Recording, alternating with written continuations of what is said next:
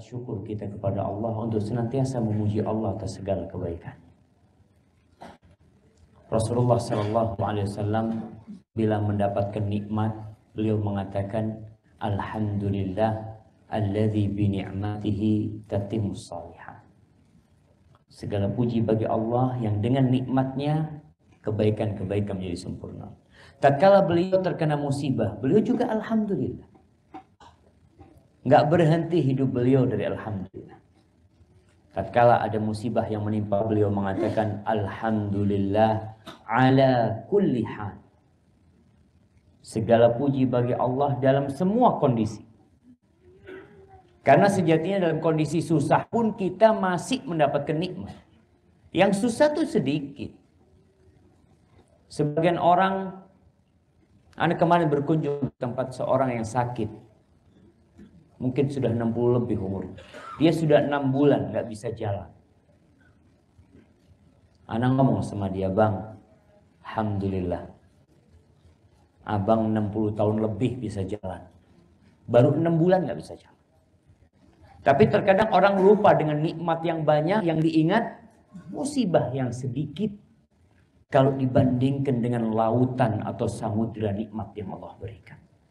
Sehingga Allah mengatakan wa qalilun min ibadiyas syakur, dan sedikit dari hambaku yang pandai bersyukur. Allahumma salli wa sallim wa zid wa barik wa an'im ala sayyidina wa maulana Muhammadin wa ala alihi wa ashabihi ajma'in. Ya Allah, semoga salawatmu, salam, berkah dan nikmatmu senantiasa Engkau curahkan untuk hamba kekasih, untuk baginda Nabi kita Muhammad sallallahu alaihi wasallam, yang diutus untuk membawa lentera untuk menerangi kehidupan kita. Tapi banyak di antara kita yang tersesat di atas jalan kebenaran. Kita kadang-kala bingung. Orang dalam kondisi terang benderang tapi jalannya nabrak-nabrak. Kalau gelap gulita pantas nabrak-nabrak. Nggak jelas dia. Mungkin dia digigit ular. Tapi sekarang terang benderang ada manusia muslim nabrak-nabrak jalan. Karena tidak mengikuti lentera dan oleh Rasulullah SAW. Semoga salawat Allah bersambung untuk keluarga beliau, untuk istri-istri beliau, untuk putra-putri beliau, dan untuk seluruh sahabat Nabi. Semoga Allah meridai kita bersama mereka. Amma ba'd. Jamaah rahimakumullah. Bahagia sekali Anda bisa berjumpa dengan antum di sebuah ruangan yang penuh dengan warna yang indah. Ada yang tadi tuh lihat, ada yang kuning, ada yang oranye, ada yang biru, merah, hijau, Masya Allah. Kayaknya itu gambaran hati kita. Ada yang sedang bahagia hari ini. Ada yang sedang susah. Ada yang galau. Ada yang berpikir ingin mengakhiri hidupnya mungkin. Karena sudah dosa, utang bertumpuk, debt kolektor tiap malam datang ke rumah. Jamaah rahimakumullah. Sebelum kita membahas tema yang akan kita kaji, banyak di antara kita yang sudah puluhan tahun hidup menjadi seorang muslim, tapi belum merasakan manisnya Islam. Belum merasakan enaknya jadi orang Islam itu apa sih? Padahal sudah 40 tahun. Padahal sudah 45 tahun. Ada orang yang baru Islam 2 tahun sudah merasakan nikmatnya Islam. Baru masuk Islam dia 2 tahun. Bagaimana dengan kita yang sudah puluhan tahun Islam tapi merasa agama ini beban buat hidup kita? Aturan-aturannya memberatkan kita. Arahan-arahannya menyusahkan kita, menyulitkan hidup kita. Kenapa itu terjadi dengan orang yang puluhan tahun Islam dan tidak terjadi dengan seorang yang baru masuk Islam 2 tahun? Atau setahun? Atau 1 bulan? Jamaah, penyakitnya itu ada di kita. Kita tuh Islam puluhan tahun tapi nggak kenal sama Allah. Kita lebih kenal dengan bos perusahaan kita daripada sama Allah kadang-kadang. Sehingga kita lihat kita lebih taat dengan aturan perusahaan kita daripada aturan Allah. Seakan-akan hidup antum bergantung sama perusahaan. Ana harus melakukan ini. Ana harus datang jam 7. Yang Pertamina datang jam berapa? Jam 7. Masya Allah, antum taat banget. Nggak mau datang jam 9. Nah, aturan manusia. Kita bisa taat dengan aturan manusia. Tapi aturan pencipta semaunya. Sholat kadangkala kita dengar azan. Sebagian orang kalau jam 11:30 katanya istirahat. Dalam bayangannya mungkin makan. Mungkin ngopi. Dengar azan, gampang nantilah makan dulu. Ngopi dulu. Kenapa dengan aturan Allah kita tidak langsung tergerak? Ini panggilan Allah nih. Hayya 'alas shalah. Hayya 'alal falah. Kenapa kita tidak tergerak? Bahkan sebagian orang hatinya itu bergetar ketika dipanggil sama Allah SWT. Tapi sekali lagi, karena banyak di antara kita yang lebih ngerti sama perusahaannya, sama bos perusahaannya, daripada sama aturan Allah Jalla Jalaluhu. Maka itu penyebabnya kita nggak merasakan indahnya Islam ini. Sehingga kita nggak cinta. Orang tuh kalau cinta, orang cinta sama negerinya, apa yang akan dilakukan? Antum bisa lihat seorang tentara dan seorang muslim, bagaimana dia siap mengorbankan segala yang dia miliki untuk negerinya. Tapi siapkah antum mengorbankan semua yang antum miliki untuk Allah Jalla Jalaluhu? Kayaknya belum. Ngorbanin 100.000 aja kadang-kadang mikir. Sumbangan buat Palu, sumbangan buat Lombok. Berapa? 2.000.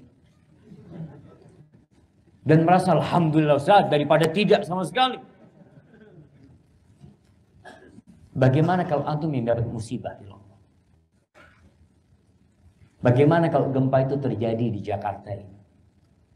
Jemaah gedung kita nih, berapa lama sih akan bertahan? Nggak lama. Yang hari ini tidak terdampak musibah. Anak tadi baca ada gempa lagi di NTB.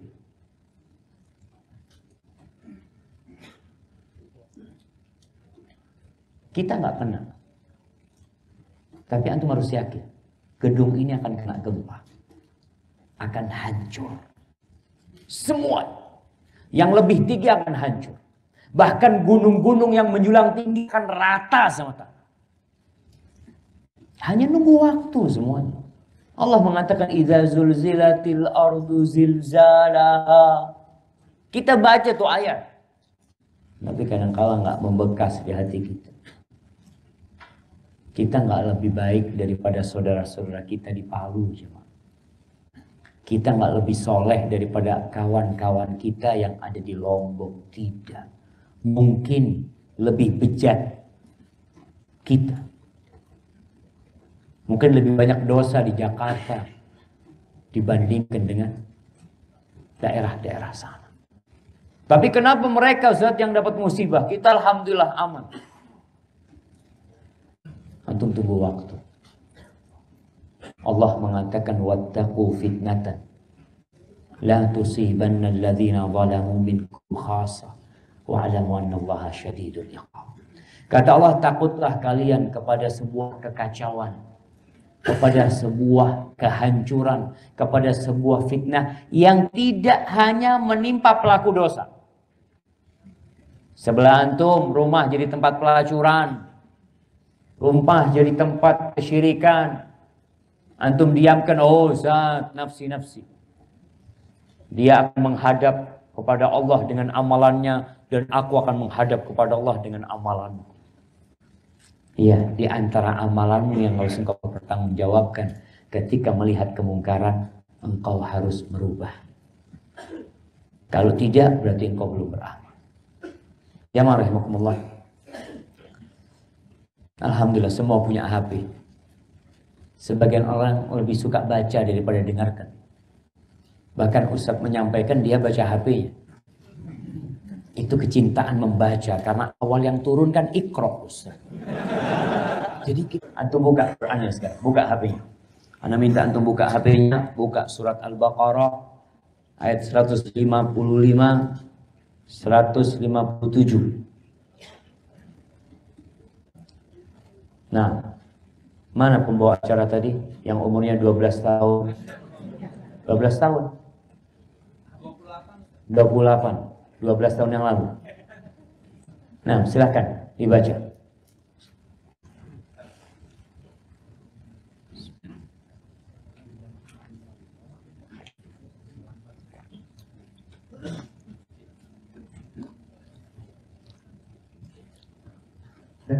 Dan kami pasti akan memuji kamu. Itu artinya. Astagfirullahaladzim. Astagfirullah. Firman Allah itu yang bahasa Arabnya. Nah, A'udzu billahi minasyaitonir rajim.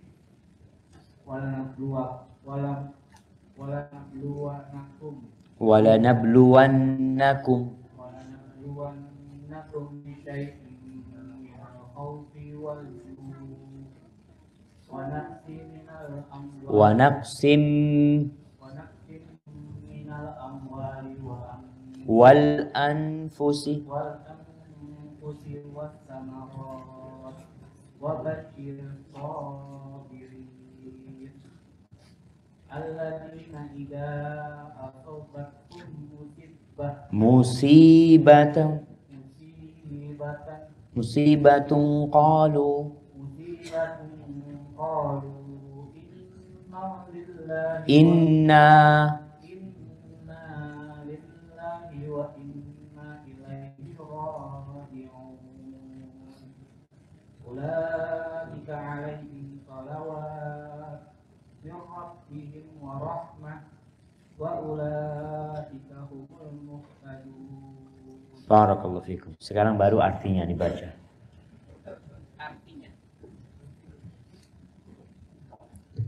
Artinya, dan kami pasti akan memuji kamu dengan sedikit ketakutan, kelaparan, kekurangan mata, jiwa dan perbuatan.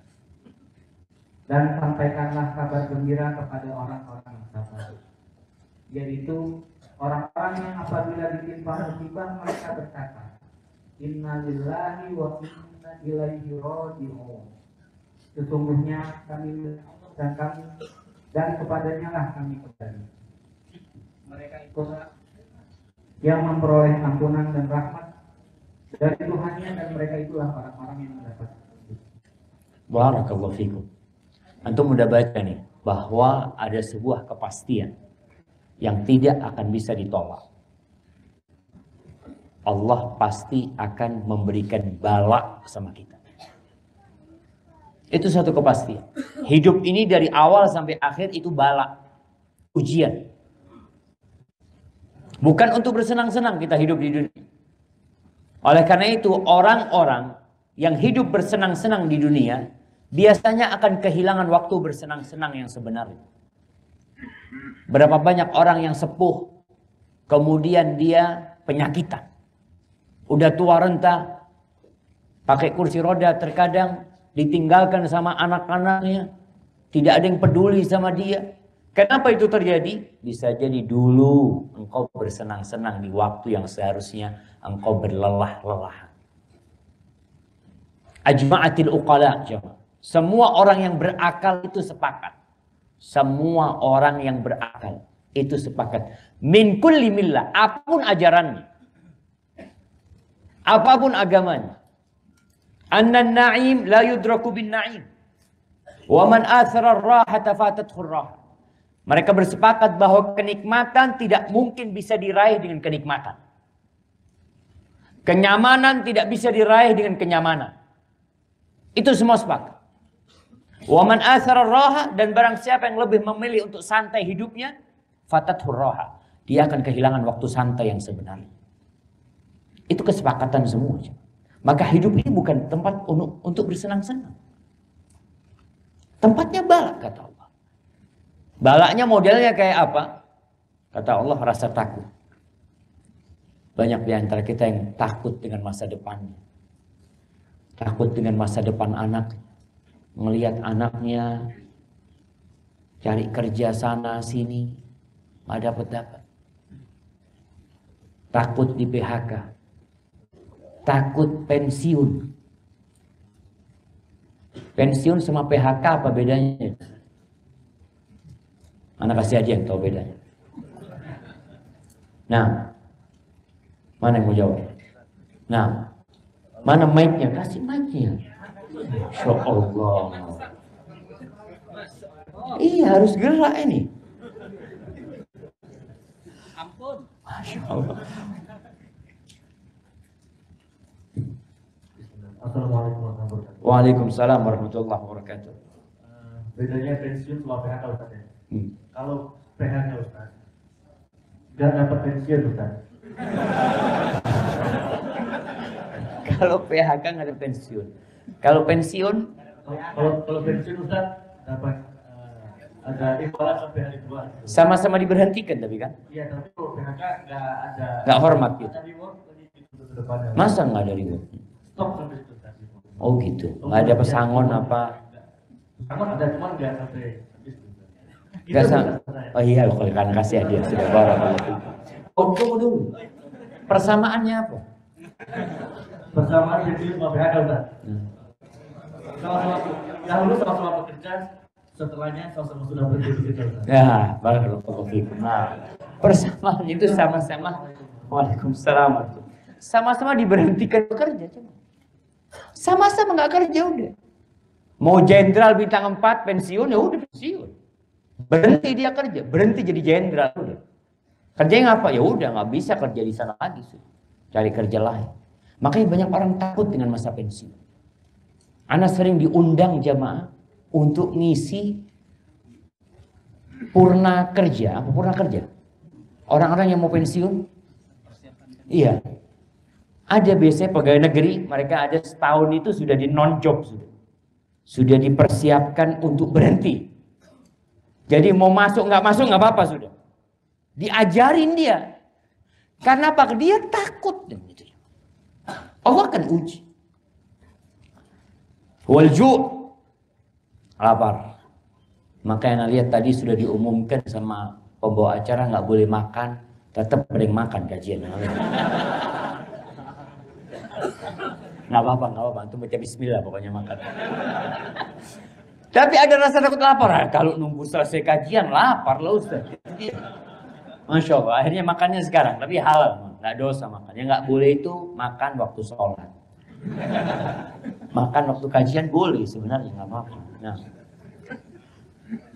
rasa lapar. Orang takut kelaparan. Mungkin sebagian di antara kita nggak merasakan. Tapi di sebagian tempat bahkan saudara-saudara kita itu nggak tahu besok mau makan apa. Wa naqsin minal amwal, takut kekurangan hartanya. Orang tuh takut duitnya berkurang. Dia yang diinginkan itu kalau dia nabung nggak ingin keluar duit itu. Jadi kalau dia numpuk duit ya sampai 50 juta. Dia nggak ingin itu berkurang. Tapi tahu-tahu ada keperluan. Aduh, tinggal 20 juta. Takut lagi, dia kumpulin lagi. Takut kehilangan. Kenapa antum bawa HP antum ke kamar mandi? Kenapa antum bawa tas antum ke toilet dibawa? Anak sampai bingung kadang-kadang. Karena anak juga melakukan itu. Anak ke airport umpamanya turun mau kamar mandi, tas itu harus dibawa. Antum bisa lihat, sebagian itu tasnya, tas kopernya itu sampai dibawa masuk toilet, ditaruh di dalam. Astagfirullah. Anak nggak sampai kayak gitu, tas sangat terlalu luar lah. Karena nggak ada barang berharga. Tapi orang yang punya barang berharga dia takut kehilangan. Takut kehilangan motornya, mobilnya. Takut mobilnya itu beset. Tahu beset antum? Lecet deh. Allahu Akbar. Antum kalau beli mobil baru, itu parkir mesti cari tempat yang aman. Kalau bisa menjauh dari mobil sebelah. Soalnya mobil sebelah nanti buka pintu, kena lecet nanti mobilan. Ada rasa takut. Itu ujian. Kekurangan harta. Wal anfus, ditinggal orang-orang yang dicintai. Ada sebagian ulama yang mengatakan man sa'alallah tulal umr. Barang siapa yang memohon kepada Allah panjang umur, falyasbir ala firaqil ahbab. Maka hendaklah dia bersabar ditinggal orang-orang yang dia cintai. Nah, antum umur berapa sekarang? Kasih mic-nya. Mana mic-nya? Kasih ke dia. Belum. Nah, umur berapa? Baik, kalau antum punya kesempatan bisa ngajukan proposal umur, mau berapa tahun antum lagi? Fadhol, ada kesempatan sekarang nih. Mau 120? 200 tahun. Mau? Mau 200 tahun. Berapa kira-kira antum mau hidup?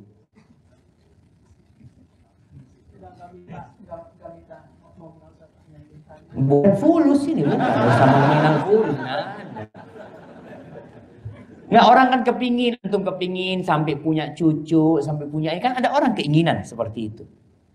Kira sampai berapa? 120 tahun mau antum? Kita mau doakan bersama ini. Mau 120 tahun? 70 tahun bisa haji. Anak kasih panduan manasik haji dan umrah. Barakallahu fikum. Nah, orang yang minta panjang umur harus sabar ditinggal orang-orang yang dia cintai. Ditinggal istrinya mati. Astagfirullah, mati. Anaknya mati. Dia belum mati-mati.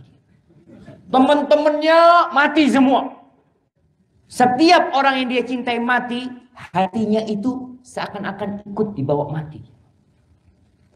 Maka nggak perlu antum minta panjang umur. Antum minta umur yang berkah nih. Dia cuma mau 70 tahun. Antum juga sama.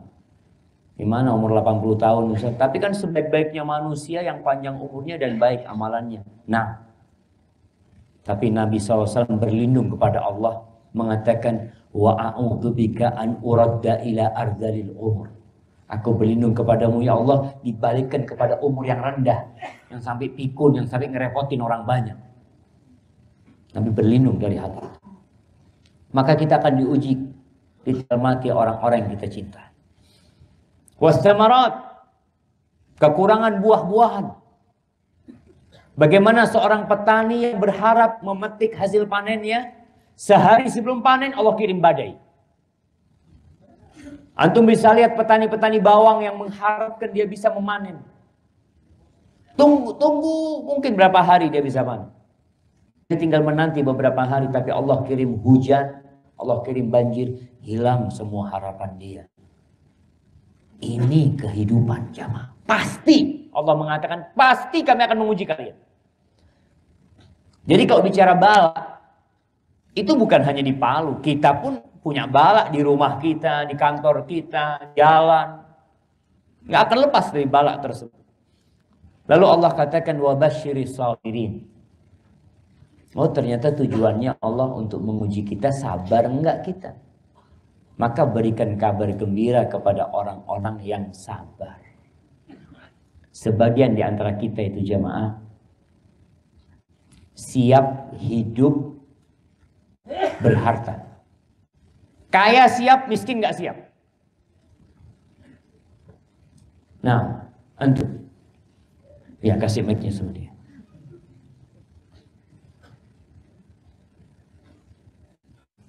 Antum siap kaya? Masya Allah, hidupin dulu Mike. Siap. Kalau miskin?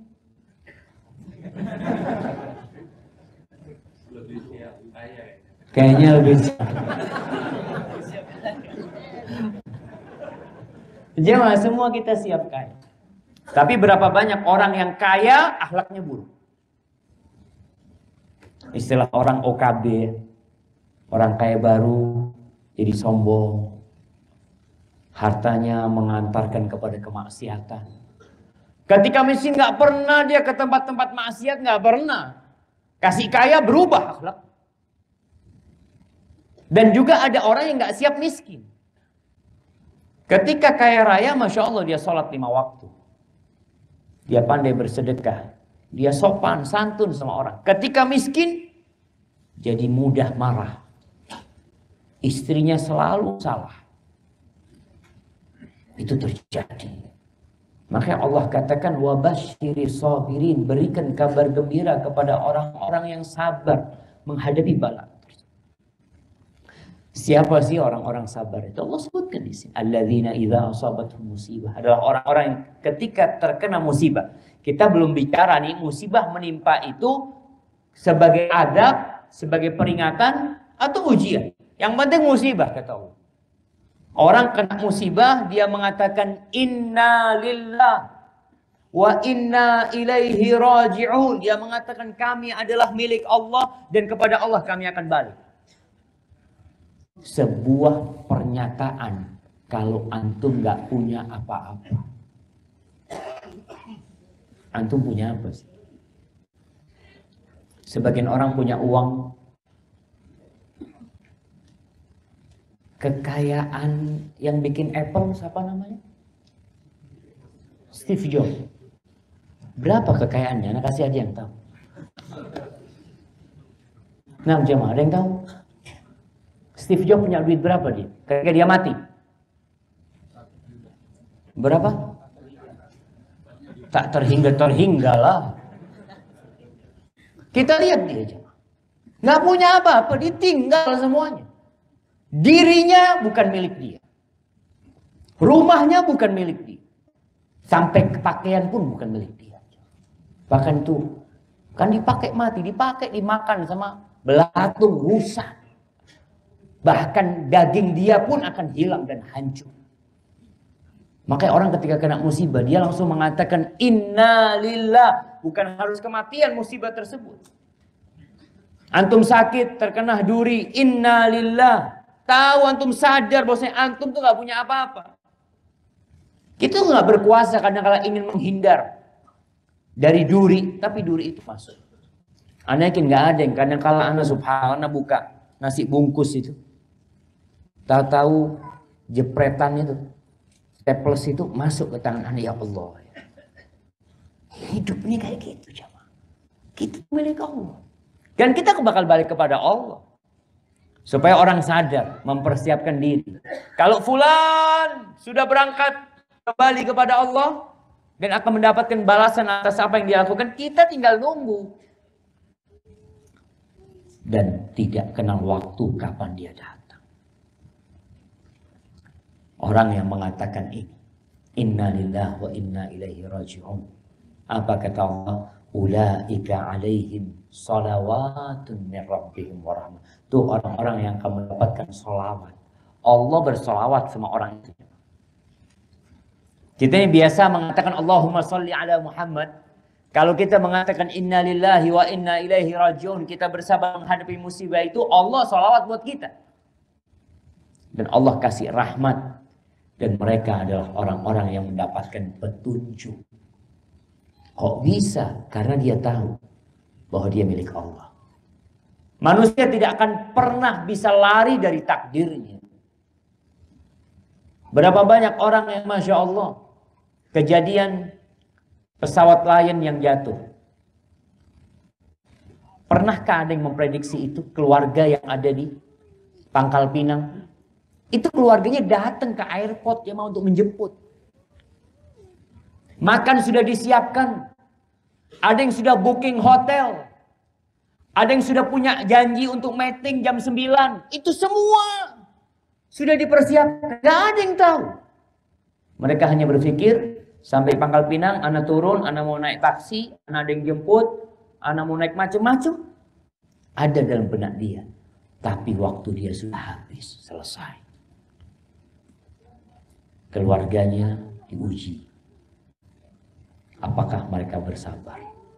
Atau bahkan mereka menyalahkan Allah. Ada sebagian orang. Ya Allah, gimana anakku mati, dia tulang punggungku. Ya Allah, yang ngasih rezeki kamu itu bukan anakmu. Yang ngasih rezeki kalian itu bukan bapak kalian. Yang ngasih rezeki kalian itu Allah Jalla Jalaluh. Musibah-musibah terjadi itu tadi sudah kita sadar. Kadang-kadang ada sebagian orang yang bergantung sama perusahaan, berharap sama perusahaannya, di PHK dia dari sana. Supaya tahu itu bukan tempat bergantung. Allahus Somad. Allah itu tempat bergantung. Jangan pernah kita bergantung kepada selain Allah Jalla Jalaluhu. Sebagian orang berpikir dia akan naik jabatannya, naik pangkatnya. Subhanallah, naik motor ditabrak, cacat, PHK, dirumahkan dia. Na'udzubillah. Ahibati fillah. Musibah itu terjadi karena dua sebab. Supaya kita tahu nanti, ini ada apa nih peringatan, apa nih ujian. Karena dua sebab. Yang pertama karena dosa. Karena kemaksiatan yang dilakukan oleh manusia. Baik kemaksiatan yang tingkat tinggi. Karena neraka itu jamaah juga berlevel-level. Tapi ke bawah. Surga itu bertingkat-tingkat ke atas. Kemaksiatan tidak satu tingkat. Contohnya, orang berzina dengan orang makan riba. Orang makan riba, makan bunga. Itu lebih berat mana? Siapa yang mau jawab? Masya Allah. Yang angkat tangan belakang, kasih mic-nya. Pecah cuma dua. Assalamualaikum warahmatullahi wabarakatuh. Waalaikumsalam warahmatullahi wabarakatuh. Mudah-mudahan Ustaz ya, diberi Allah. Amin. Amin. Jazakallah khair. Kalau berzina itu dosanya, maaf, kalau riba itu dosanya 70 kali lebih daripada zina. Zina itu tidak seberapa. Tidak seberapa. Jadi orang mending berzina daripada riba. Makan riba Ustaz. Sekali, zina tak dosa Ustaz. Nah, barakallahu fikum, fadhal habib. Jazakallah khair. Itu jamaah.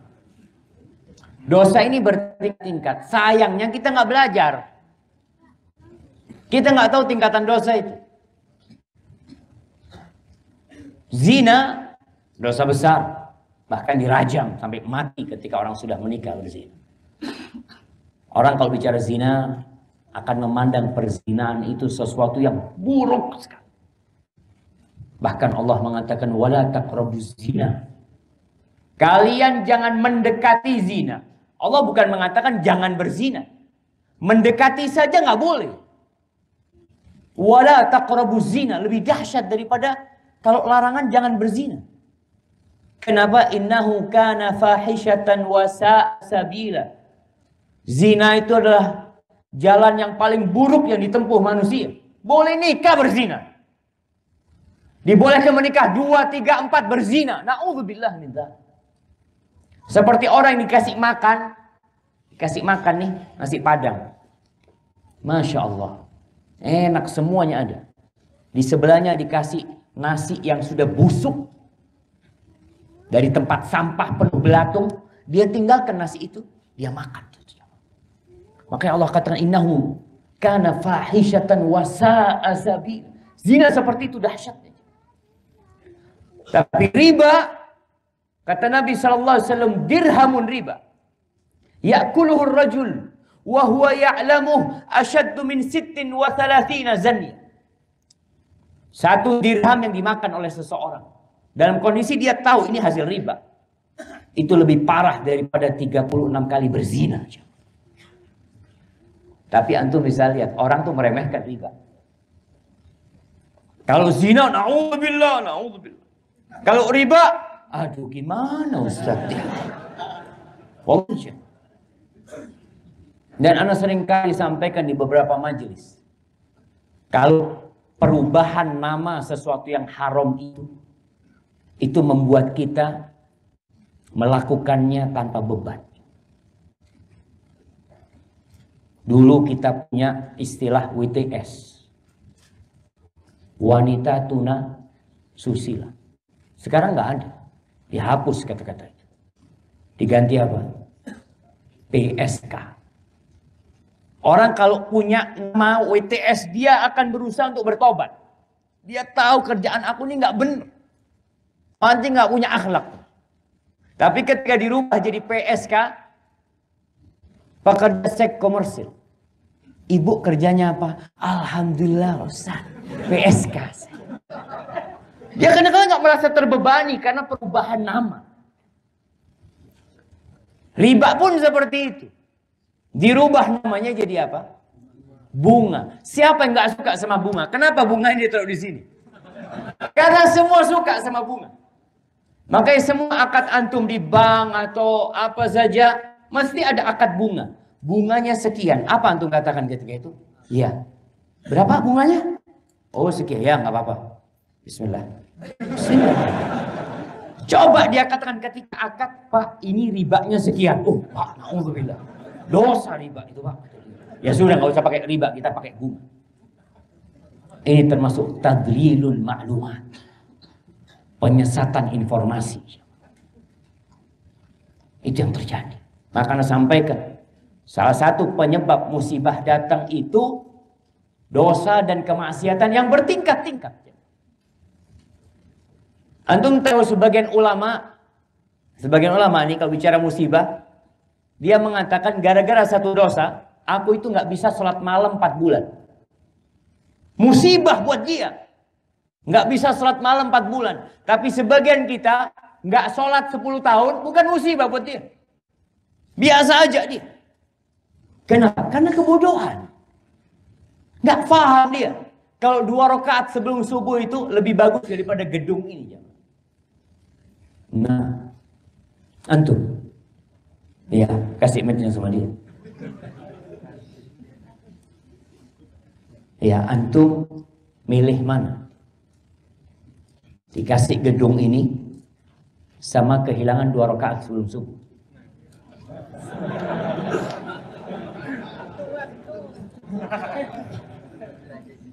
Jujur aja lah. Hah? Kehilangan gedung ya. Lebih baik antum milih gedung, nggak usah sholat 2 rakaat sebelum subuh. Yang penting dapat gedung ini. Fadhol, anda kasih. Ini kitab tentang penyakit hati. Wallahi jamaah benar. Banyak orang yang 2 rakaat sebelum subuh ini sholat sunnah jamaah, bukan sholat wajib. Antum bisa lihat 2 rakaat sebelum subuh kata Nabi SAW. Rakaatul fajri khairun minad dunya wa ma fiha. 2 rakaat sebelum subuh itu lebih baik daripada dunia dan isinya. Lebih baik daripada gedung ini jemaah. Lebih baik daripada antum pemilik kota Jakarta. Tapi kan kita tidak merasakan hal itu. Gimana kalau dia dengan sholat subuhnya? Kalau sholat sunnahnya aja lebih baik daripada dunia dan isinya. Apalagi sholat subuhnya. Sebagian di antara kita jam kerja selalu tepat. Karena pakai fingerprint. Ada nggak masjid pakai fingerprint? Masjid harus. Kalau enggak gaji antum dikurangi. Kalau ke masjid itu ada fingerprint yang menyebabkan gaji antum dikurangi. Ana yakin antum ada di saf pertama terus. Tapi karena kita nggak yakin sama janji Allah. Sehingga kita kehilangan itu. Merasa bukan musibah. Ada sebagian alim ulama. Dia berangkat ke masjid mau sholat isya. Sampai masjid udah bubar masjidnya. Dia sedih sekali. Apa kata dia? Dia mengatakan la fadlu hadhihi shalah. Keutamaan sholat isya berjamaah ini lebih aku cintai daripada aku jadi gubernur Irak. Karena dia tahu nilai sholat kayak apa. Jadi kalau antum kehilangan motor sama kehilangan 2 rakaat sebelum subuh, seharusnya antum lapor ke polisi. Datang, Pak, saya kehilangan dunia dan isinya. Bikin laporan sana. Tapi kita nggak pernah laporan. Pernahkah antum melaporkan? Antum kehilangan motor, laporan sama polisi. Berapa sih harga motor antum? 20 juta, 30 juta, satu kampung tahu. Ganti status. Mohon doanya. Anak kehilangan motor. Coba antum tulis. Mohon doanya. Anak hari ini kehilangan 2 rakaat sebelum subuh. Pernah kita melakukan itu? Ada. Karena buat kita itu bukan musibah. Musibah itu apa? Palu gempa, itu musibah.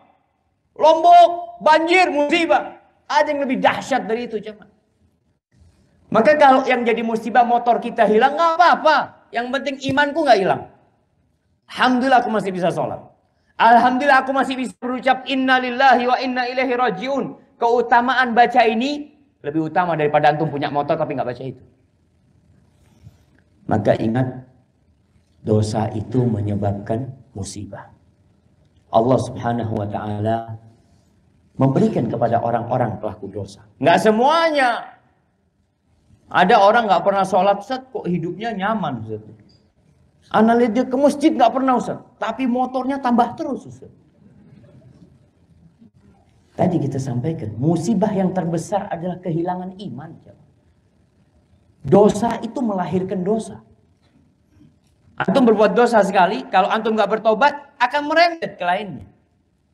Seperti kalau ada kebocoran di gedung ini. Kalau ada rembesan air dibiarkan. Orang dibiarin. Oh cuma sedikit kata dia. Lama-kelamaan bisa ambruk itu gedung.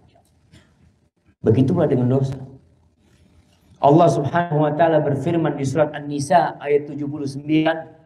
Allah mengatakan, coba dilihat.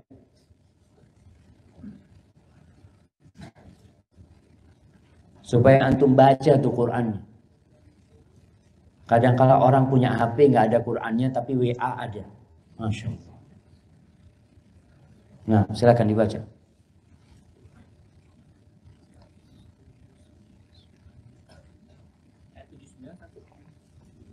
Nah, silakan. Mana yang mau baca? 79 ayat 79.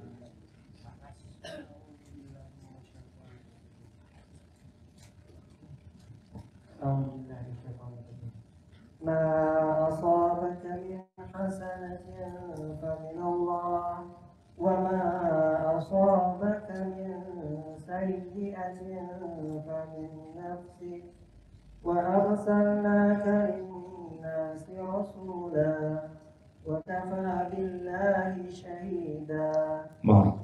Artinya, kebajikan apapun yang kamu peroleh pada sisi Allah, dan keburukan apapun yang menimpamu itu dari kesalahan dirimu sendiri. Kami mengutusmu wahai Muhammad menjadi rasul kepada seluruh manusia, dan cukuplah Allah yang menjadi saksi. Barakallahu fikum. Jadi kalau kita kena musibah nggak perlu cari kambing hitam. Jangan nyalakan pula, gara-gara kamu, nggak ada.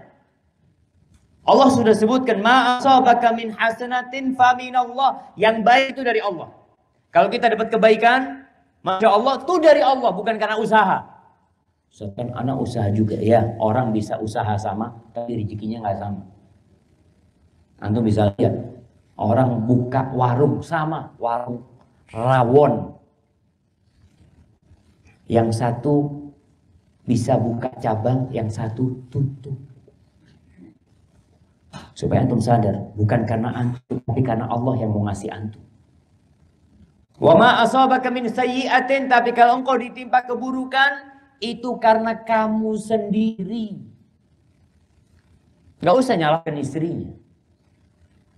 Ada seorang ayah, mobilnya, dia naik mobil BMW.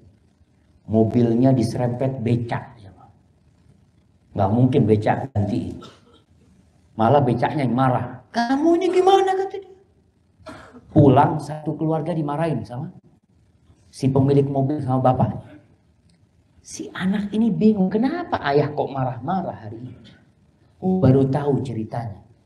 Gara-gara mobilnya diserempet becak. Kenapa harus nyalahkan orang lain? Kamu yang salah. Maka para ahli tafsir menyebutkan ketika mengatakan famin nafsik, yakni bidzambika, karena dosa yang kau lakukan. Maka kita harus sadar, kalau dosa itu menyebabkan musibah turun. Kemudian di surah As-Sajdah ayat 21. Di surat As-Sajdah ayat 21.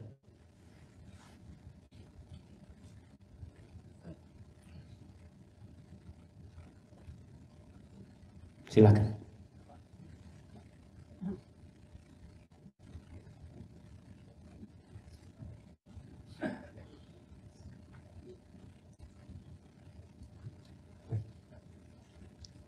وَلَنُذِيقَنَّهُم مِّنَ الْعَذَابِ الْأَدْنَىٰ إِلَى الْعَذَابِ الْأَدْنَىٰ دُونَ الْعَذَابِ الْأَكْبَرِ لَعَلَّهُمْ يَرْجِعُونَ.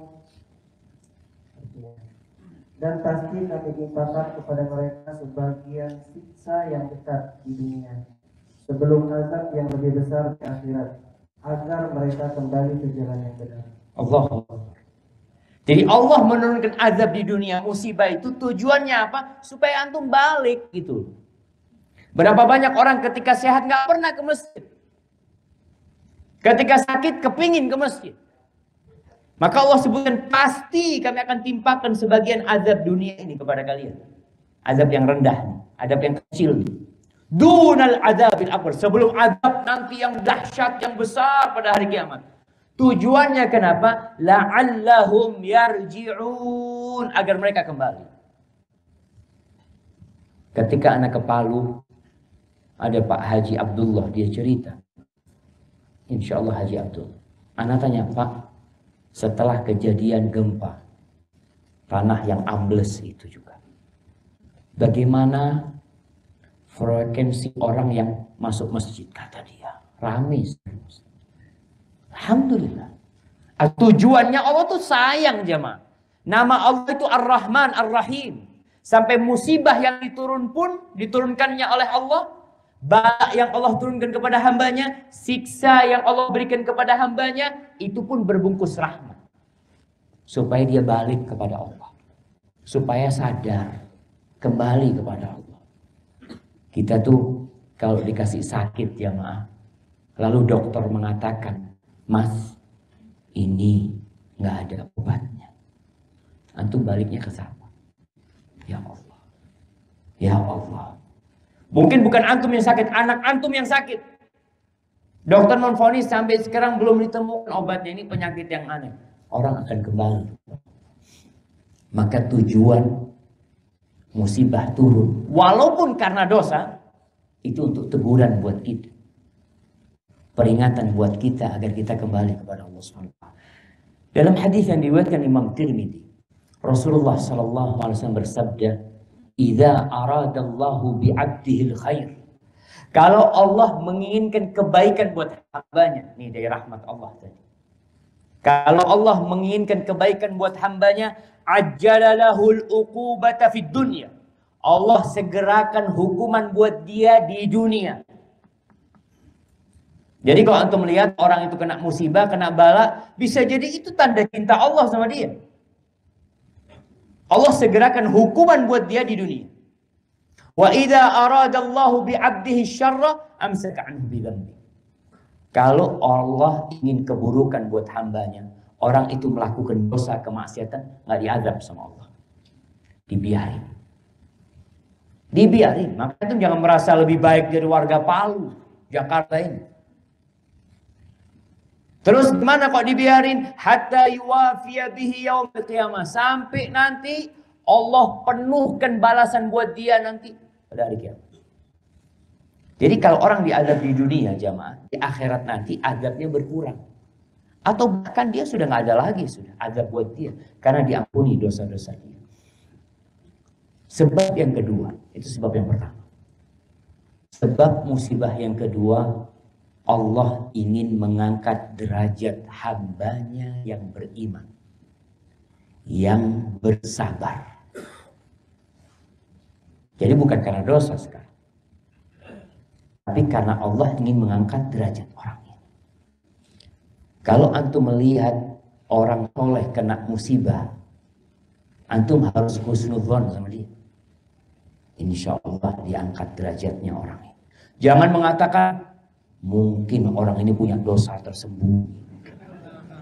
Penampakannya saja orang baiklah. Kita kalau lihat orang soleh kena bala, karena antum bisa lihat orang yang paling dahsyat musibahnya, balaknya itu para nabi, bukan orang kayak kita jemaah. Asyadun nasi bala'an al-anbiya. Kata Nabi sallallahu alaihi wasallam, orang yang paling besar balanya itu para nabi. Tsummal amsal fal amsal. Kemudian yang lebih mendekati para nabi. Jadi mereka para nabi dikasih bala. Rasulullah sallallahu alaihi wasallam diusir dari kampungnya, diboikot oleh masyarakat Mekah. Bertahun-tahun beliau nggak makan enak, jemaah. Bahkan ketika mau mati pun sakit. Antum kadang-kadang melihat orang matinya cepat. Waduh, Masya Allah matinya mudah sekali tanpa sakit. Dia langsung mati. Rasulullah SAW 10 hari sakit. Pingsan-pingsan beliau alaihi salatu wassalam. Maka jangan berpikir orang yang matinya mudah itu, oh husnul khatimah insya Allah. Kalau yang susah matinya, dengan penyakit yang ditimpa dia bertahun-tahun, bisa jadi itu malah jadi nikmat buat dia, mengangkat derajat dia. Sampai pernah seorang sahabat Nabi 5 hari kira-kira sebelum beliau meninggal sallallahu alaihi wasallam, itu datang ke rumah Rasul sallallahu alaihi wasallam. Rasul berselimut. Dipegang sama sahabat ini. Panasnya itu sampai di atas selimut. Lalu kata sahabat ini, "Ya Rasulullah, innaka tu'aku wa'kan syadidan." Wahai Nabi alaihi salatu wasallam, ini sakitnya parah banget. Nggak seperti orang lain. Na'am. Inni u'aku wa'rajulaini minkum. Kata Nabi sallallahu alaihi wasallam, aku ini sakitnya 2 orang dari kalian. Antum bisa bayangin bagaimana panasnya 1 orang digabungin ke sini. 2 orang jadi 1 orang. Lalu sahabatnya tanya, kenapa Nabi SAW? Engkau kok dapat double? Apakah karena engkau akan dapat pahala double? Naam, kata Nabi SAW. Jadi Allah memberikan bala itu sesuai dengan kadar keimanan jemaah. Untuk mengangkat derajat. Kalau yang tadi karena dosa udah selesai. Tapi untuk mengangkat derajat seseorang itu sesuai dengan kadar keimanannya. Dalam hadis yang lain Nabi SAW mengatakan, innal abda idza sabaqat lahu minallahi manzilatun lam yablugha bi'amalihi. Kalau Allah sudah menetapkan buat seorang hamba sebuah derajat di surga yang tinggi sekali, yang nggak mungkin dicapai dengan amalan. Amalan nggak bisa mencapai itu, dia kurang ibadah. Maka apa kata Rasulullah? Ibtalahu Allah fi jasadihi, au fi malihi, au fi waladihi. Allah akan kasih bala orang ini di tubuhnya, atau di hartanya, atau di anaknya. Untuk apa? Untuk mengangkat derajat dia, sehingga muncul kesabaran dan keridhaan dia. Ahibati fillah. 2 sebab ini terkadang berkumpul di satu orang. Allah ingin menghapuskan dosa dia dengan kasih bala dan ingin mengangkat derajat dia. Contoh Nabi Adam alaihissalam. Nabi Adam diturunkan dari surga karena apa? Dosa. Dia makan buah yang dilarang. Diturunkan.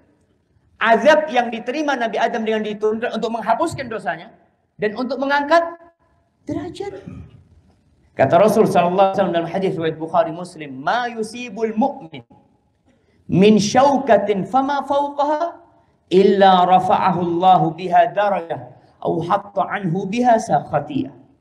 Tidaklah seorang mukmin ditimpa duri atau yang di atasnya duri, melainkan Allah akan mengangkat derajat dia 1 derajat, atau Allah menghapuskan kesalahan dia.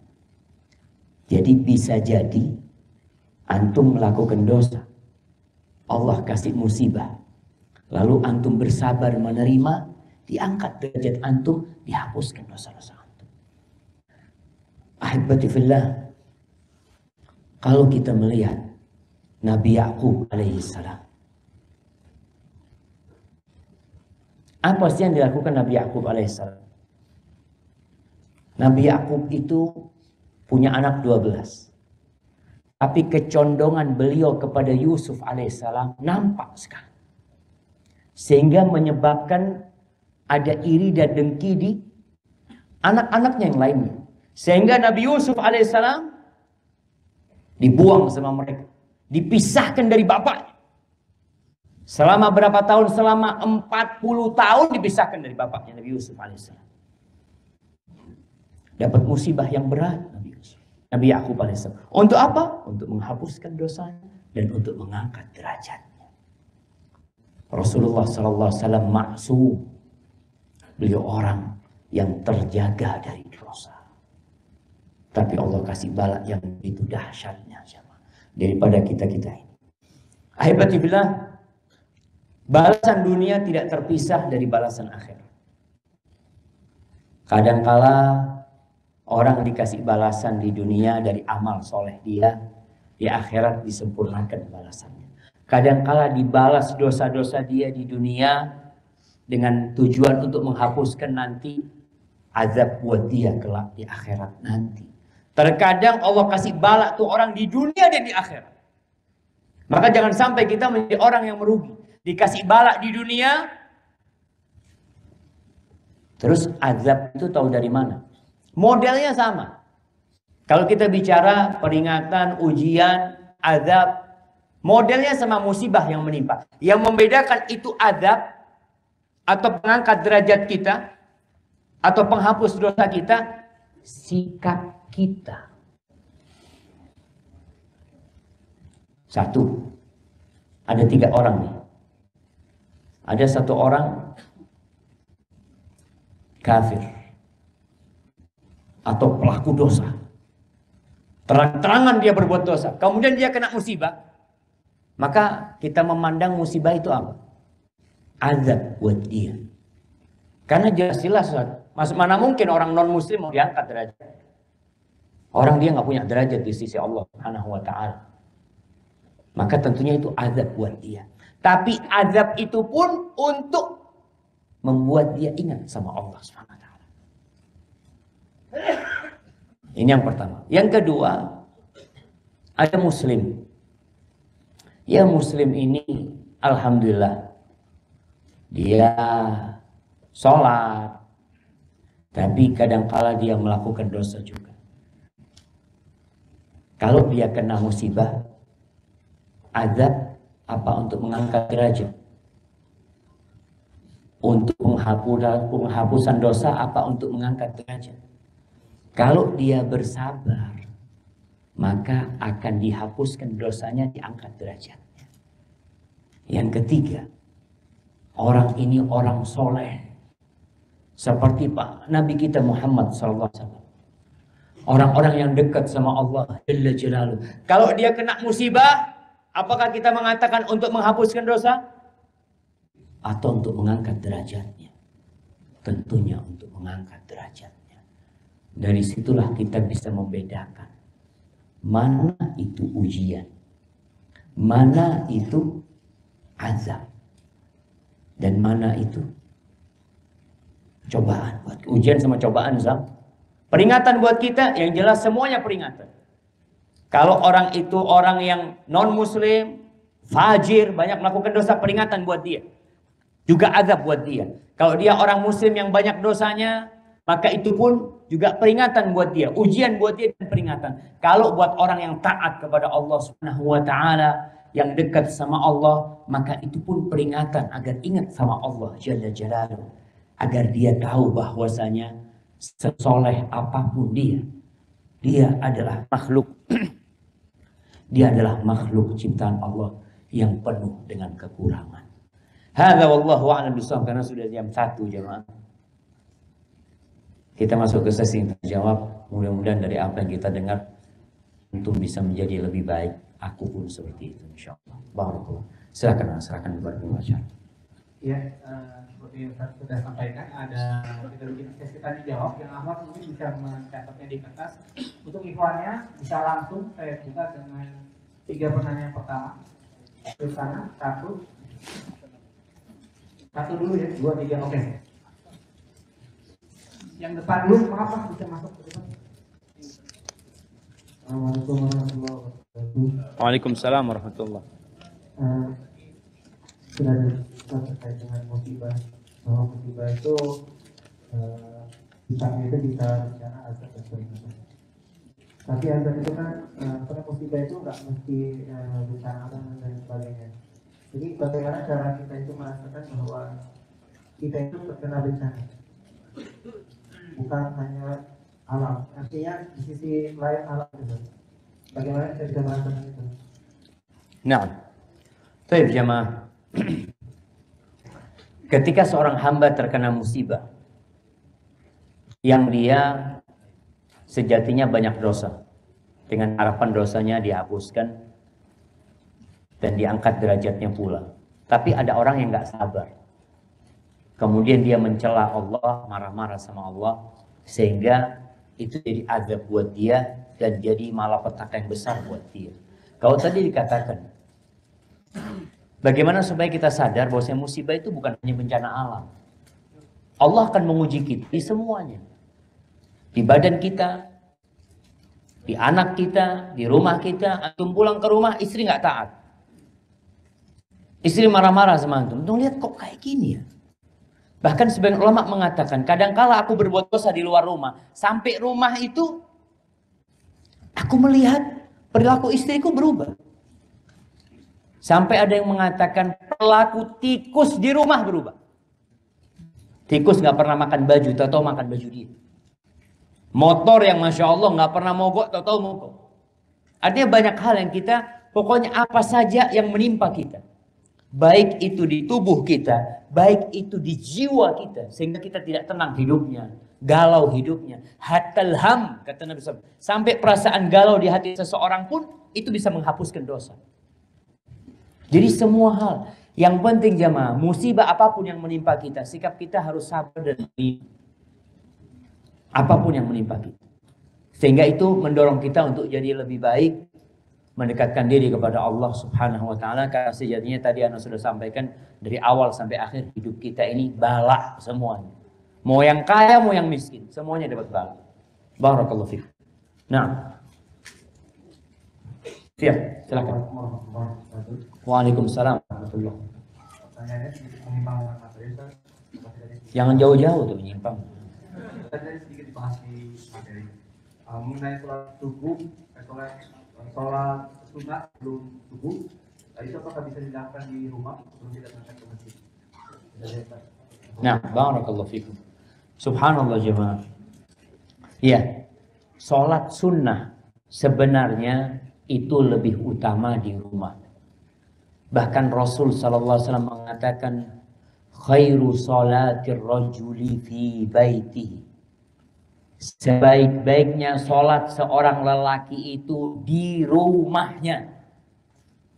Ingat, hadis ini nggak salah.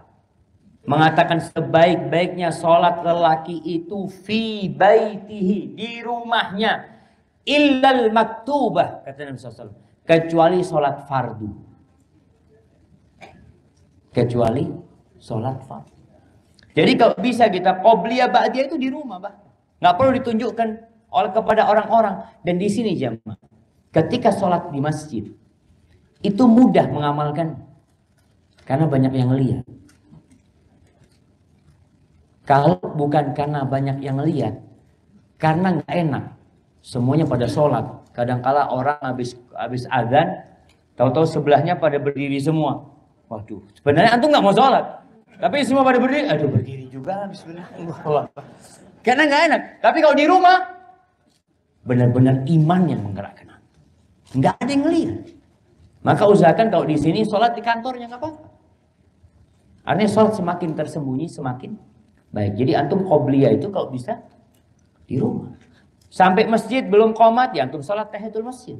Qobliyahnya sudah. Makanya diusahakan jamaah, kita juga perlu komunikasi sama takmir masjid ya, sama DKM masjid ini. Sholat subuh itu, sholat apa saja yang ada qobliyahnya, diharapkan ada jeda waktu yang cukup. Kayak tadi sebenarnya seharusnya ada sholat qobliyah. Ana mau siap-siap, tonton Allahu Akbar, mati Masya Allah. Mungkin karena fastabiqul khairat ya, berlomba-lomba dalam kebaikan.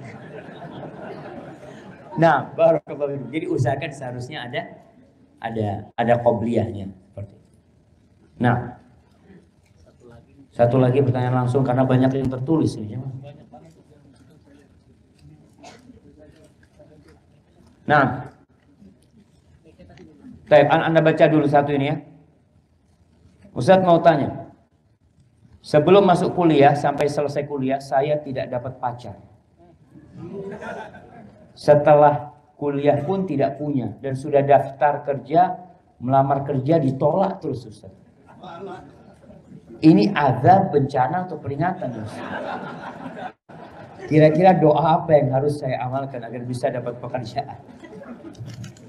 Baik jemaah, yang pertama dia mengatakan selama kuliah tidak dapat pacar, ini nikmat. Antum dapat anugerah dari Allah. Kalau antum pacaran, berapa banyak dosa yang antum sudah lakukan? Orang tuh pacaran jemaah, kita tuh berduaan sama perempuan nggak boleh, yang bukan mahramnya. Memandang wanita disuruh tundukkan pandangan. Kalau sudah pacaran, na'udzubillah min dzalik. Nonton bareng. Dan antum bisa lihat orang yang pacaran gimana setannya kuat. Kalau naik motor itu jemaah antum bisa lihat, ini masih pacaran. Kalau sudah kawin, nggak kayak gitu lagi dia. Bener, antum bisa bedakan ini. Kenapa? Sebelum menikah, setannya itu berusaha menempelkan dua orang ini supaya berzina. Ketika sudah menikah, setannya itu berusaha untuk memisahkan mereka berdua. Itu kerjaan setan kayak gitu.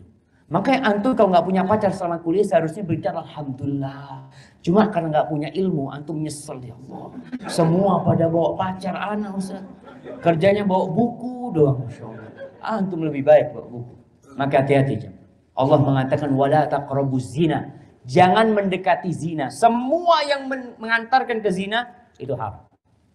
Mengantarkan ke zina haram. Karena larangannya dilarang mendekati. Kemudian kalau antum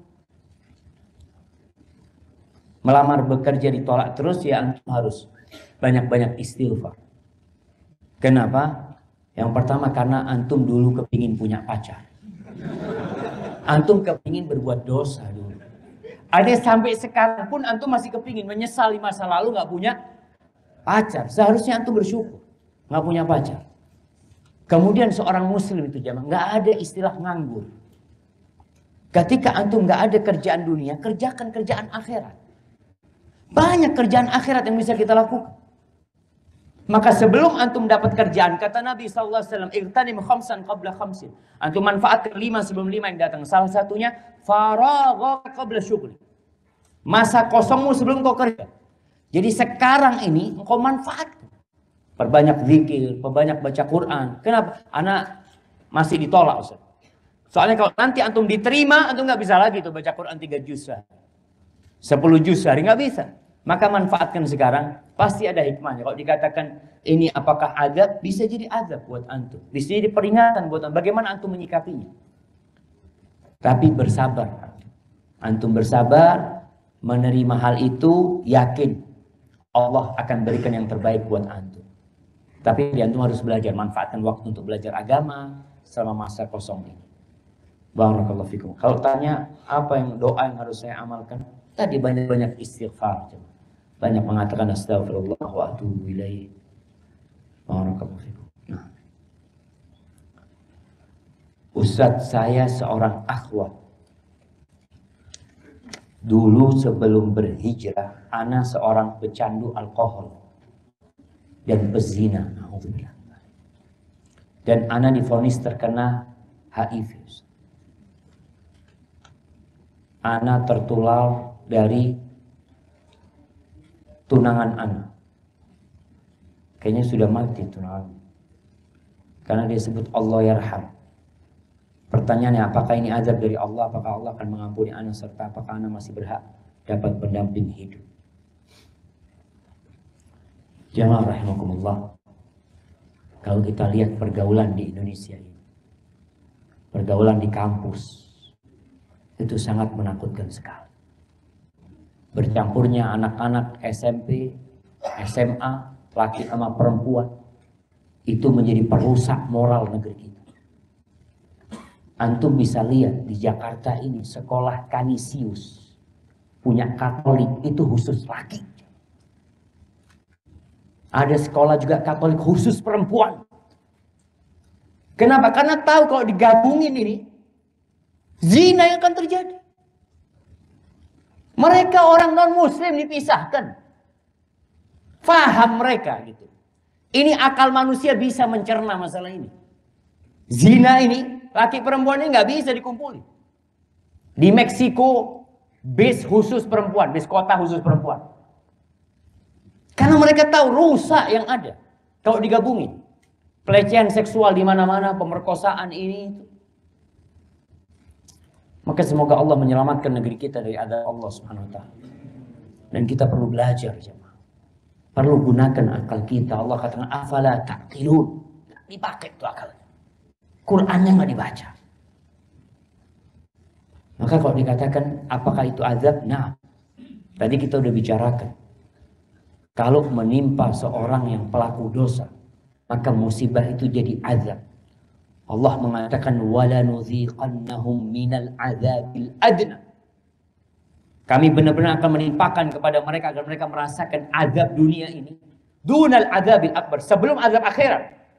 Tujuannya apa? La'allahum yarji'un, agar engkau kembali kepada Allah Subhanahu wa taala. Maka kembalilah kepada Allah. Apakah ada harapan diampuni dosa? Kalau engkau datang kepada Allah membawa sepenuh bumi ini dosa. Setiap jengkal di bumi ini ada dosamu di sana. Kemudian engkau datang memohon kepada Allah Subhanahu wa taala, tidak melakukan kesyirikan sedikit pun. Kata Allah Jalla Jalaluhu dalam sebuah hadis qudsi, la ataituka biqurabiha maghfiratan. Aku akan datangkan kepadamu dengan sepenuh bumi itu ampunan buat engkau. Ada harapan buat bertobat kembali kepada Allah sebelum azab akhirat. Jadi gunakan momen ini, momen untuk mendekatkan diri kepada Allah SWT. Kalau bicara apakah masih berhak mendapatkan pendamping hidup, semua berhak mendapatkan pendamping hidup. Tapi apakah Allah akan memberikan kepada anti pendamping hidup? Kalau anti tidak mendapatkan pendamping hidup di dunia ini, maka sejatinya kita diciptakan untuk kehilangan segala sesuatu. Kalau antum tidak punya pendamping hidup sampai mati.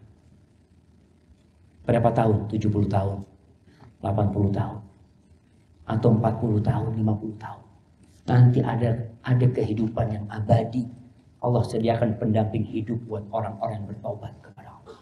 Ada seorang pezina. Masa Rasul sallallahu alaihi wasallam berzina dia sampai hamil. Akhirnya dirajam sama Nabi SAW. Setelah dia melahirkan, setelah anaknya sudah disapih, tidak menyusuin lagi, tidak disusui sama ibunya, dirajam perempuan ini. Selesai dirajam, Rasulullah SAW menyolatin itu perempuan. Para sahabat heran. Ya Rasulullah, atusalli alaiha wa qad zanat. Wahai Rasul alaihi salatu wassalam, bagaimana engkau menyolatin dia sedangkan dia itu sudah berzina? Gimana engkau mensolatin dia? Apa jawab Nabi SAW? Beliau mengatakan, laqad tabat taubatan law qusimat ala sab'ina min ahli al-Madinah lawasi'atuh. Perempuan ini sudah bertobat. Kalau tobatnya itu dibagi kepada 70 pelaku dosa di Madinah, cukup untuk mengampuni dosa mereka semua.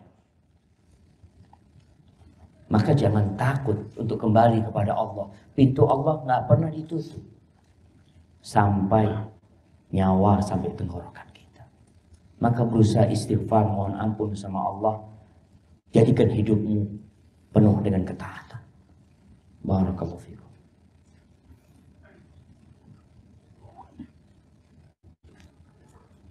Dalam surat At-Taubah terdapat ayat yang menjelaskan bahwa Allah tidak menurunkan azab jika terdapat orang beriman di antara mereka. Mohon penjelasannya dari ayat di atas dalam konteks bencana, azab dan peringatan. Jemaah, ayatnya yang mana ya? Aneh ini kok.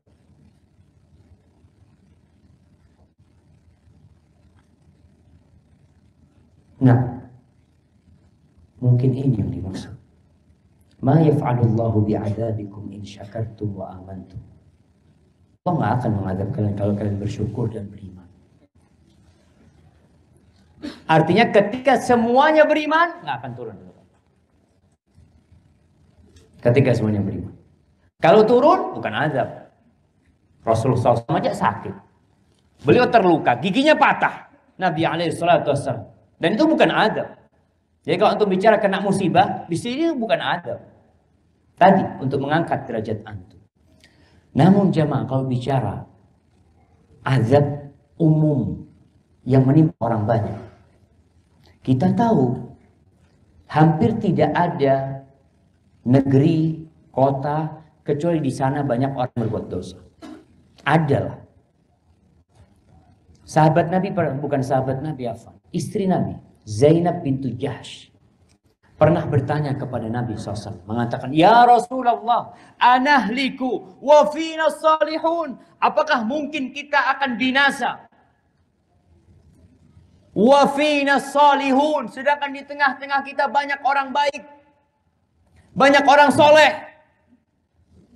Apa kata Nabi SAW? Naam, iya.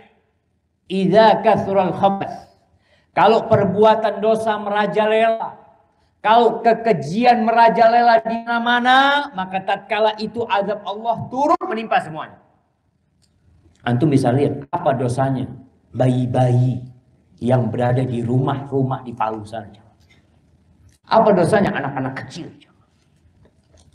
Apa dosanya kambing, ayam yang ada di sana? Itu ada 3 tempat di Palu yang Anda lihat, subhanallah. Ambles, hilang jemaah. Bersama rumahnya, bersama manusianya, bersama televisinya, bersama motornya, mobilnya, habis. Itu tuh azab Allah kalau turun. Bukan hanya menimpa pelaku dosa, semuanya kan. Apabila perbuatan mungkar dibiarkan, tidak dirubah. Hadza wallahu a'lam bissawab. Ustaz, kenapa setelah ana hijrah, setelah aku hijrah, aku merasa susah dalam mendapatkan rezeki? Selama ini aku berhenti dari kerja di saham. Kadang saya merasa cobaan tanpa hentinya. Mulai dari perceraian, ditinggal anak mati, bangkrut dan ditipu. Apa ini azab atau cobaan atau peringatan? Kayaknya semuanya. Bagaimana kita menyikapinya tadi jemaah? Jadi azab insya Allah menghapuskan dosa-dosa kita. Kita nggak diazab lagi nanti di akhirat. Jadi kalau antum bicara hijrah, orang yang hijrah itu harus siap ditinggal orang tuanya, ditinggal suaminya, ditinggal istrinya, ditinggal anak-anaknya. Antum bisa lihat Nabi Ibrahim ditinggal siapa? Inni muhajirun ila rabbi. Aku akan hijrah menuju Rabbku.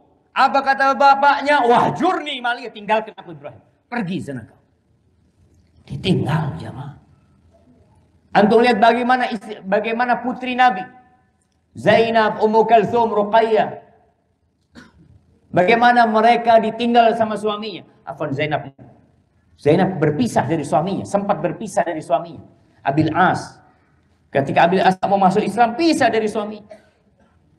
2 putri Nabi, Ummu Kalsum dan Ruqayyah, itu diceraikan sama suaminya. Jadi orang yang hijrah menuju Allah Jalla Jalaluhu, itu akan diuji kebenaran hijrah dia. Allah mengatakan, ahasiban nasu ayyutraku ayyaqulu amanna wa hum la yuftanun. Apakah manusia mengira dengan mereka mengatakan kami beriman, kami hijrah, kami tobat, wa hum la yuftanun, kemudian mereka tidak difitnah, tidak diuji sama Allah. Walaqad fatanna alladziina min qablihim, kami telah menguji orang-orang sebelum mereka. Fala ya'lamannallahu alladziina shadaqu wa la ya'lamannal kadzibin.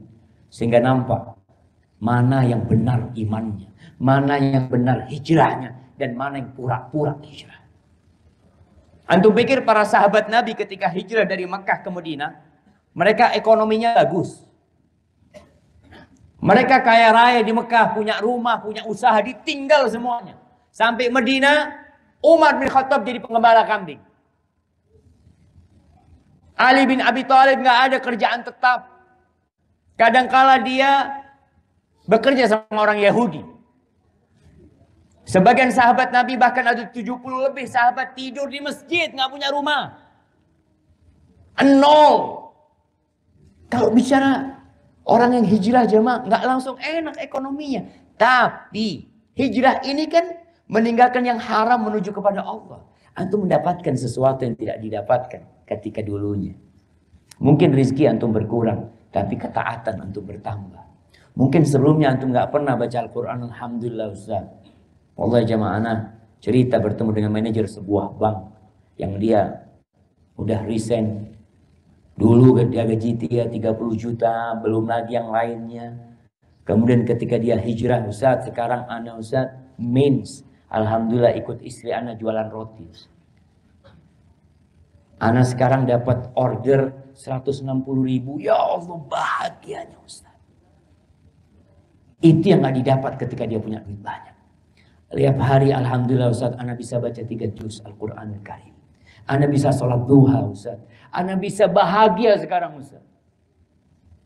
Tapi diuji jemaah. Jadi antum hijrah itu bukan ekonominya semakin bagus.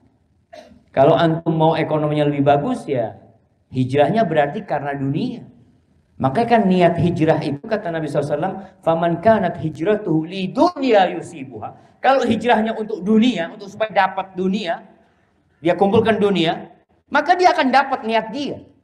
Aw imra'atin kihuha, atau dia hijrah untuk menikahi seorang wanita. Sebagai orang Masya Allah, pura-pura mu'allaf untuk menikahi seorang wanita, ada seperti itu. Setelah itu pindah, karena tujuannya memang untuk wanita buat dia. Udah ambil tuh perempuan.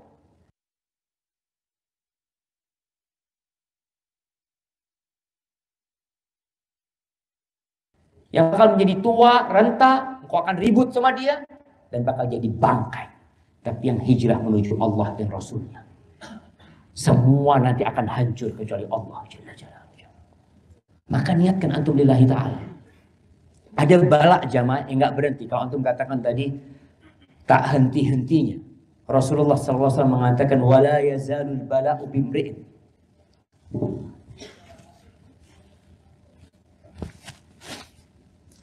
Ada balak yang menimpa seseorang terus-terusan. Hatta yamshiya 'alal ardi wa laysa 'alaihi khatiyah. Sampai dia berjalan di muka bumi ini enggak punya dosa. Artinya balaknya dia itu sebagai azab tadi yang membersihkan dosa-dosa dia. Asalkan dia sabar dan menerima. Dan kalau anda lihat pertanyaan antum seakan-akan antum mulai enggak sabar. Sabar. Kalau antum kehilangan segala sesuatu di muka bumi ini, jangan sampai antum kehilangan Allah.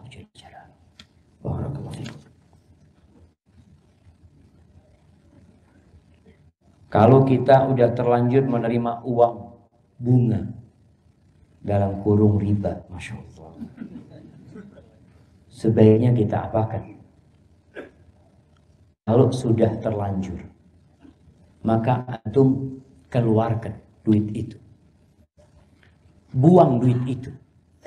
Buang kemana? Ya ke tempat-tempat fasilitas umum. Bukan dengan niat sedekah. Karena ada sebagian orang kerja di tempat riba, dia tanya sama ustadz. Ya tadi itu. Manajer itu cerita anak, kalau tanya anak sudah dari dulu mau resign ustadz. Tapi kalau tanya sama sebagian ustadz mengatakan, oh enggak apa-apa lah, yang penting antum banyak sedekah. Gimana antum sedekah sama riba? Hasilnya dimurkai Allah. Allah benci. Bahkan Allah mengumumkan perang kepada pelaku riba. Lalu antum sedekahkan hasilnya. Apakah bisa menghapuskan dosa antum? Nggak mungkin jemaah. Antum membersihkan sesuatu harus dengan sesuatu yang bersih. Bukan dengan sesuatu yang najis. Maka ketika antum mengeluarkan uang riba, bukan niat sedekah, tapi niat supaya diampuni sama Allah. Lepas, jangan sampai anak makan. Untuk fasilitas umum, untuk keluarkan. Dan antum bertobat kepada Allah SWT. Bila kita telah menerima azab atas kemaksiatan yang telah kita buat, apakah dosa atas maksiat itu telah hilang atau tidak? Tadi, atau baru saja hadis yang saya sampaikan, ada orang yang dikasih balak terus sampai berjalan di muka bumi ini nggak punya dosa. Allah sudah hapuskan dosanya. Barakallahu fikum.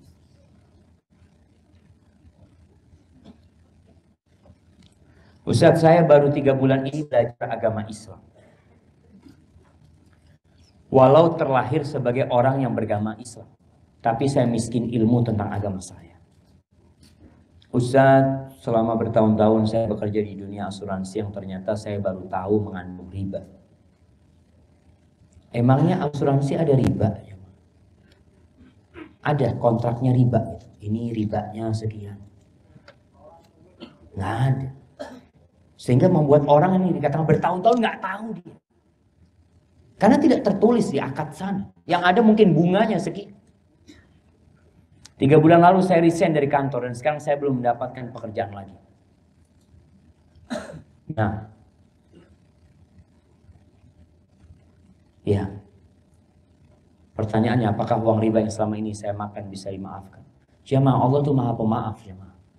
Asalkan kita benar. Syaratnya tobat itu yang pertama. Siapa yang tahu syaratnya tobat? Anda kasih hadiah. Nah, antum udah dapat hadiah. Antum belum? Kasih mic-nya. Mana mic-nya? Itu tuh di belakang.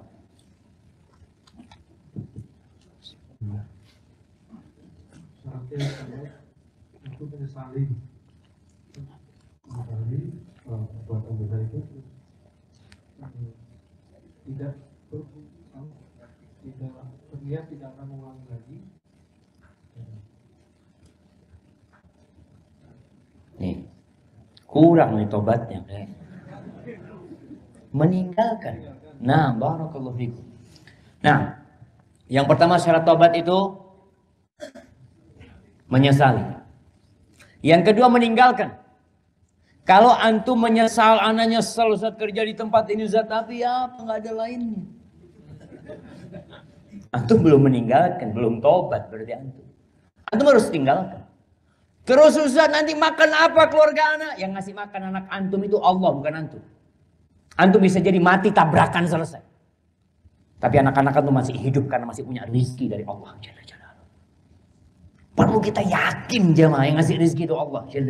Antum tinggalkan. Yang ketiga, berazam untuk tidak mengulangi. Terus kalau nanti mengulangi mati, urusannya nanti. Tapi sekarang tobat antum diterima insya Allah. Karena antum punya niat untuk tidak mengulangi. Yang keempat, kalau itu hubungan sama manusia, tobat kita tidak akan diterima kecuali kita minta maaf sama orang itu. Nih buat teman-teman yang dulu SMA pernah makan di kantin nggak bayar, hati-hati antum. Betul jemaah. فَمَنْ يَعْمَلْ مِثْقَالَ ذَرَّةٍ خَيْرًا يَرَهُ وَمَنْ يَعْمَلْ مِثْقَالَ ذَرَّةٍ شَرًّا يَرَهُ. Jangan dianggap remeh. Cuma pisang goreng saat waktu itu ya. Akan datang pemilik pisang goreng nuntut sama antum. Pokoknya yang hubungan dengan manusia kita harus minta dihalalkan. Ada yang suka mungkin jahilin temannya dulu waktu SMA. Nyembunyikan bukunya, ngambil bukunya apa, antum harus minta maaf. Cari itu orang Ustaz, udah gak tahu kemana, cari. Karena nanti pada hari kiamat dia akan jumpain antum. Kalau antum gak cari, dia akan jumpain antum pada hari kiamat nanti. Maka Allah akan terima tobat antum. Uang yang dulu, ya sudah yang lalu lah. Tapi kalau ada uang milik orang kita harus kembalikan. Barakallahu fikum. Sudah selesai, Masya Allah, Anda suruh berhenti. Hadza wallahu a'lam bishawab. Jamaah itu yang bisa Anda sampaikan pada kesempatan kali ini. Apabila yang Anda sampaikan benar itu dari Allah Jalla Jalaluh. Kalau ada yang salah dan kurang berkenan itu dari diri Anda pribadi, Allah dan Rasul yang terbebaskan dari kesalahan itu. Sallallahu ala nabiyina Muhammadin wa ala alihi wasallam. Assalamualaikum warahmatullahi wabarakatuh.